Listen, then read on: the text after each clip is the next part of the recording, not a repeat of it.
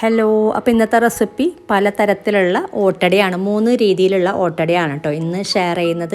അപ്പോൾ ഓട്ടട ഓരോ നാട്ടിലും ഓരോ പിന്നെ ഇതിൽ ഞാൻ കാണിക്കാത്ത ഒരു ഓട്ടടയും കൂടെ ഉണ്ട്, കാസർഗോഡൻ സ്റ്റൈലിൽ ഉണ്ടാക്കിയെടുക്കുന്നത്. അപ്പോൾ അത് ഞാൻ ഇതിൽ കാണിക്കുന്നില്ല, ആ ഡിസ്ക്രിപ്ഷനിൽ ലിങ്ക് കൊടുക്കാം കേട്ടോ. മുമ്പ് ചെയ്തത് കാസർഗോഡ് സ്ലാങ്ങിലൊക്കെ ചെയ്ത ഒരു ഓട്ടടയാണത്, തേങ്ങാപ്പാലൊക്കെ ചേർത്തിട്ട്.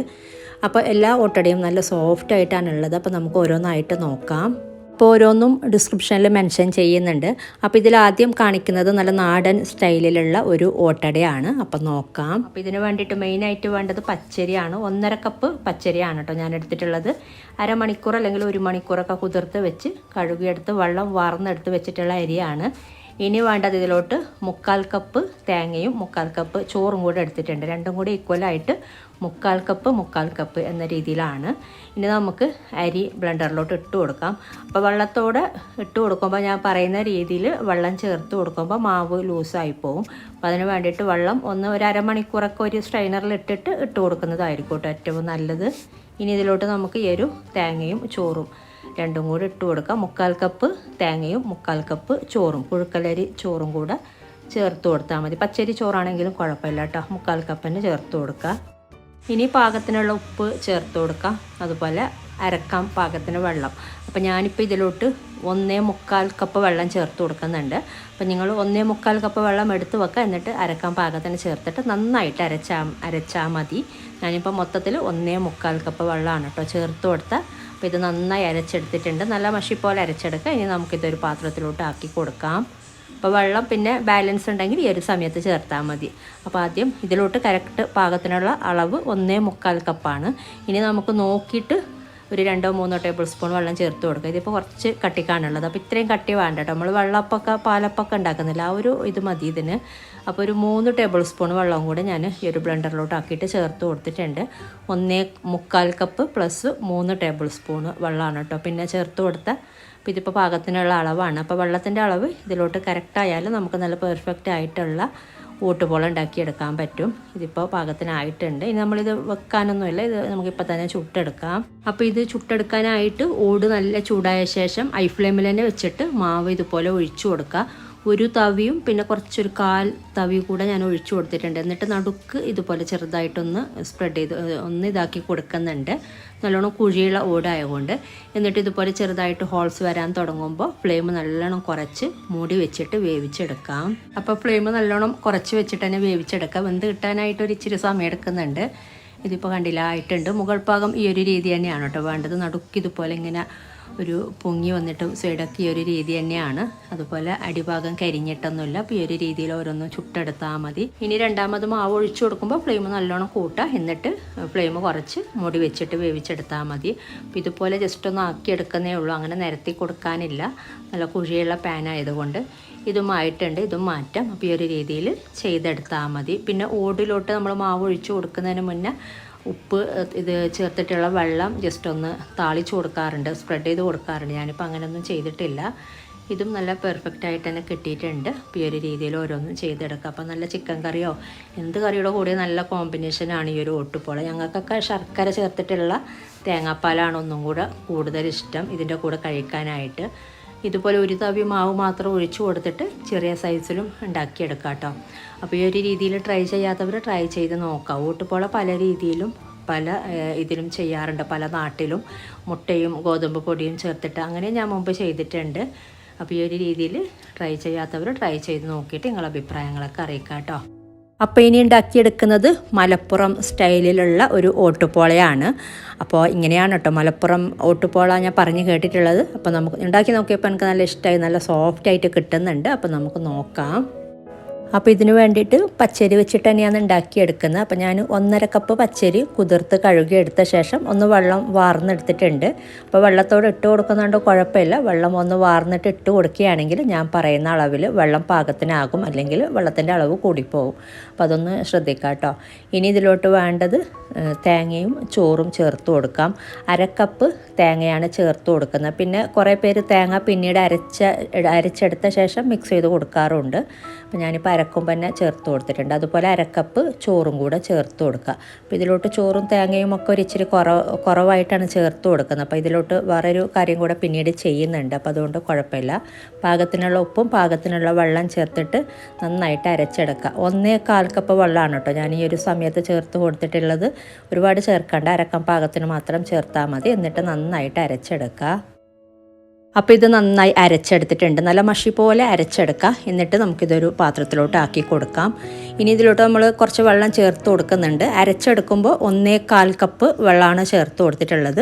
അപ്പോൾ ഇതിപ്പോൾ തിക്കായിട്ടാണുള്ളത്. ഇനി ഇതിലോട്ട് നമ്മൾ ചേർത്ത് കൊടുക്കുന്ന വെള്ളം നല്ല തിളച്ച വെള്ളമാണ് കേട്ടോ. ഇതിപ്പോൾ കണ്ടില്ലേ, ഇതിപ്പോൾ തിക്കായിട്ടാണുള്ളത്.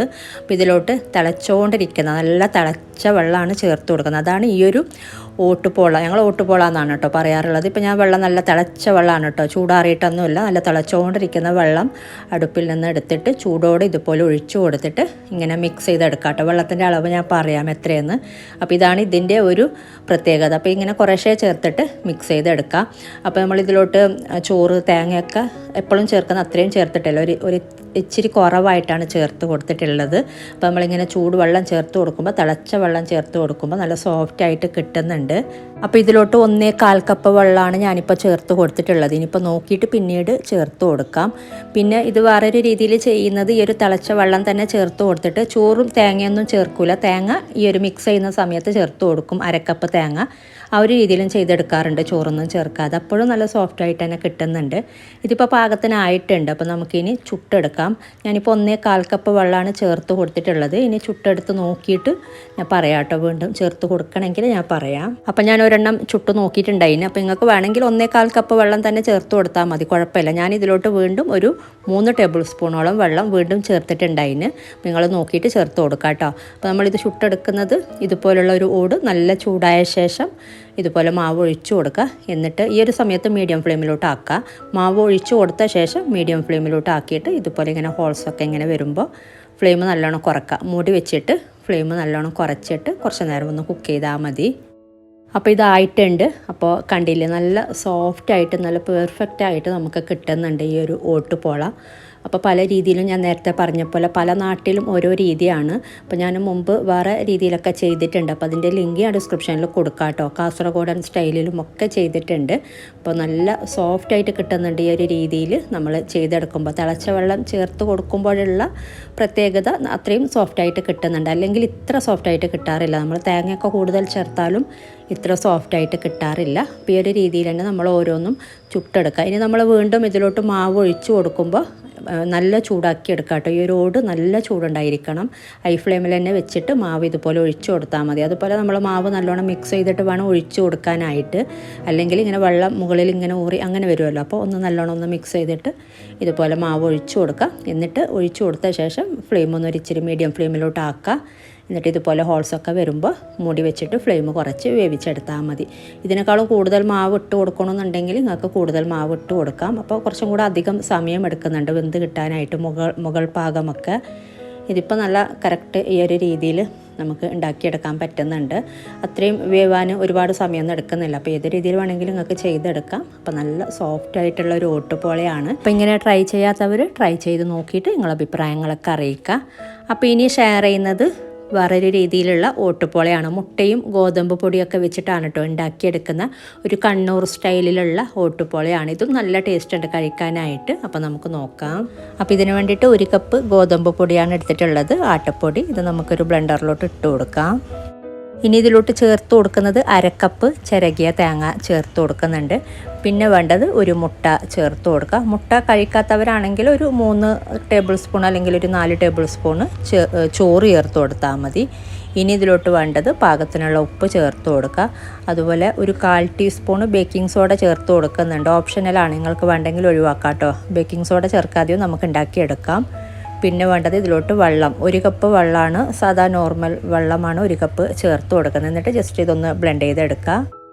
അപ്പോൾ ഇത് ബ്ലെൻഡ് ചെയ്തെടുത്തിട്ടുണ്ട്. ഇനി നമുക്കിതൊരു പാത്രത്തിലോട്ട് ആക്കി കൊടുക്കാം. ഇതിപ്പോൾ കുറച്ച് തിക്കായിട്ടാണുള്ളത്. ഇതിലോട്ട് നമുക്കൊരു ഇച്ചിരി വെള്ളം കൂടി ചേർത്ത് കൊടുക്കേണ്ടതുണ്ട്. നോക്കിയിട്ട് ചേർത്ത് കൊടുക്കാം.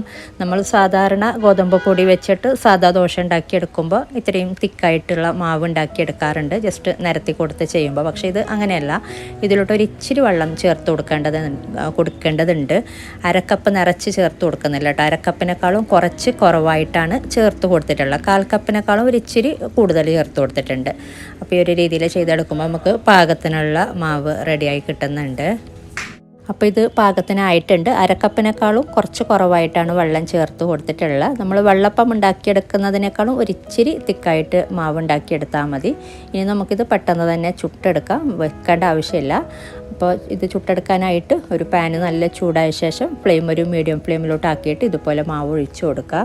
ഇനി നമ്മളിത് നിരത്തി കൊടുക്കുകയൊന്നും വേണ്ട. ഇതുപോലെ ഒരു തവി മാവ് ഒഴിച്ചു കൊടുക്കുക. എന്നിട്ട് ഫുള്ളായിട്ട് ഹോൾസ് വരും. ഹോൾസ് വരുമ്പോൾ ഫ്ലെയിം ഒന്ന് മീഡിയം ഫ്ലെയിമിലോട്ട് ആക്കാം കേട്ടോ. അല്ലെങ്കിൽ ഫ്ലെയിം കൂടുന്നുണ്ട് എന്നുണ്ടെങ്കിൽ ഫ്ലെയിം കുറക്കാം, എപ്പോഴും അഡ്ജസ്റ്റ് ചെയ്യുക.